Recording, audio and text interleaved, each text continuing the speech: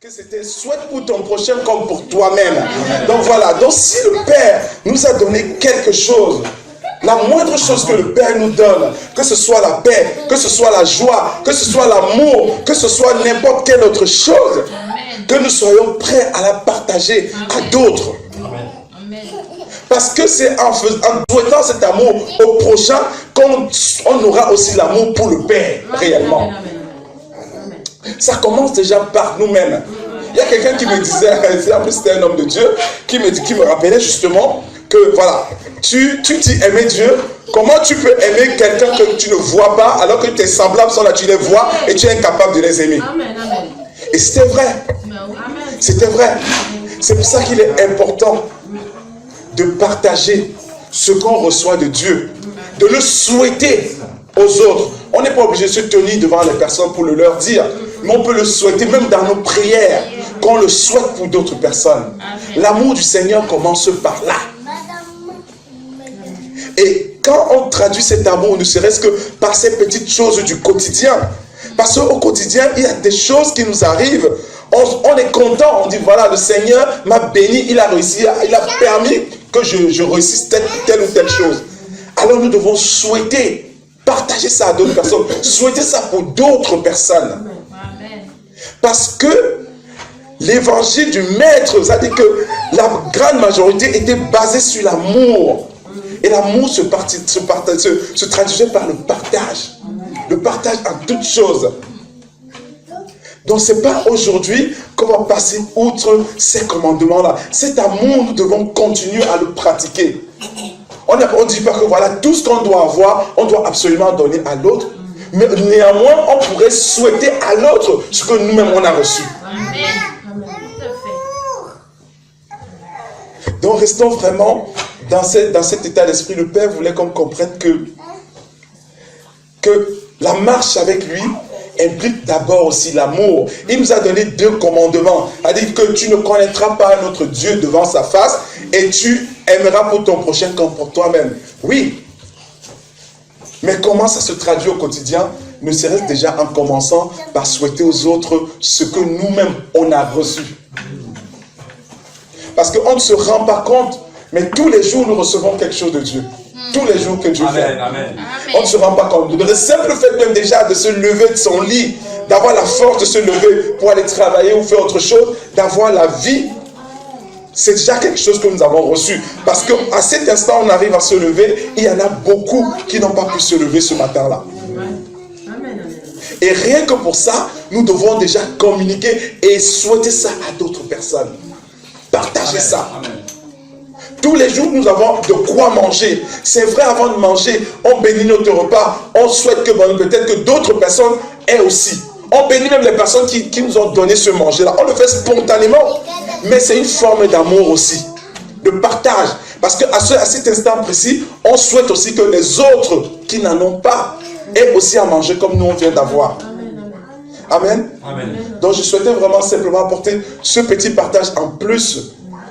C'était juste un petit, qu'est-ce que je dirais, un clin d'œil du Seigneur dans la semaine qu'il m'a apporté. Je l'ai partagé aux frères. Je disais que quand on allait se voir ce week-end, je partagerai ça pour que chacun ait ça à l'esprit. Parce que la marche avec le Seigneur est une marche qui est très large et variée.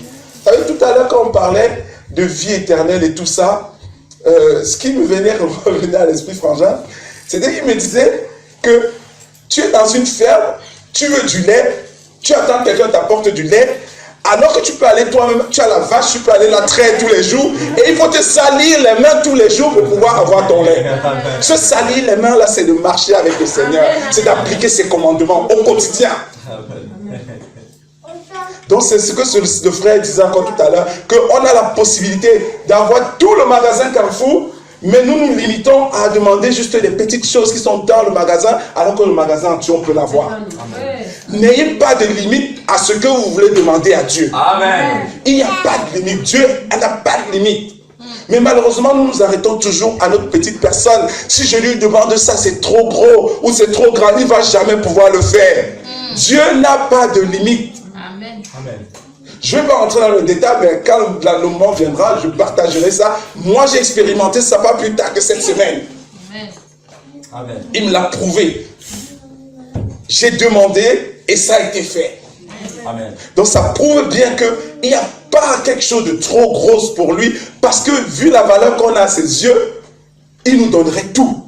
Qu'est-ce qu'on ne donnerait pas à quelque chose qu'on chérit de tout son cœur?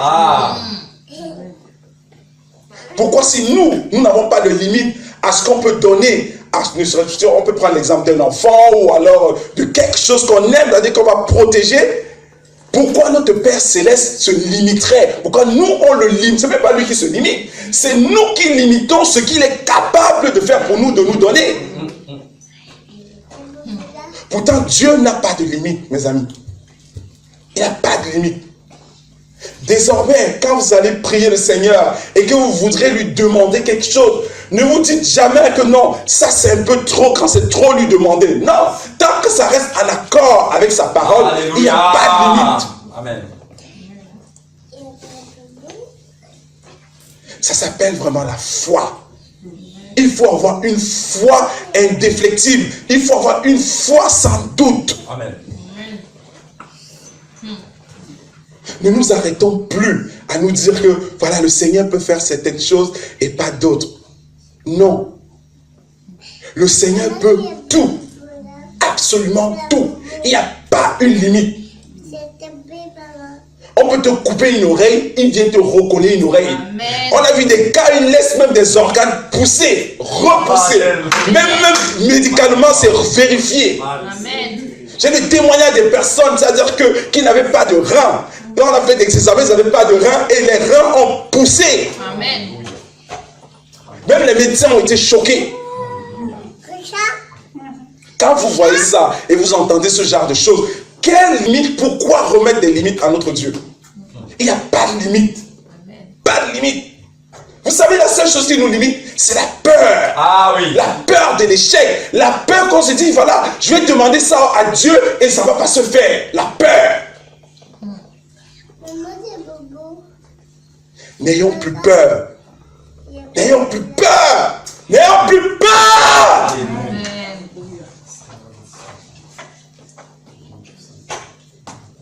Le Père détecte la peur sur quelqu'un ici qui a peur de lui demander quelque chose. Tu as peur de quoi?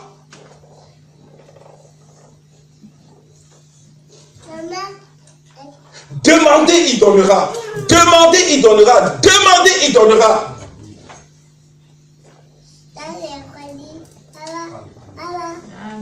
Dieu voudrait que nous soyons équipés du zèle. Dans son armure, il nous a mis le casque du salut. Il nous a mis, comment on appelle ça, l'armure il nous a donné le bouclier de la foi, il nous a donné l'épée de la parole, il nous a donné les sandales du zèle. Le zèle, ça veut dire que tu dois oser faire des choses, oser demander, ose. Il faut oser. Je ne sais même pas pourquoi il m'entraîne sur ce terrain-là, François. Amen.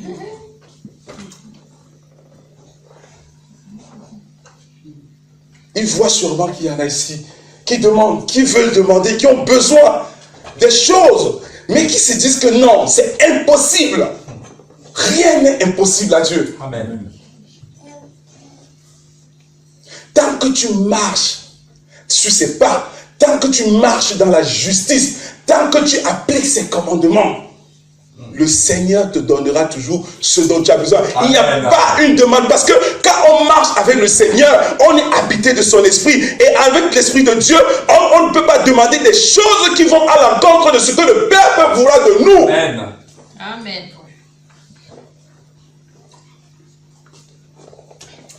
Donc si nous marchons réellement avec le Père, nous ne devrons plus avoir peur de demander quelque chose. Parce que ce sera toujours quelque chose qui ira dans le même sens que de ce que Dieu demande. Amen.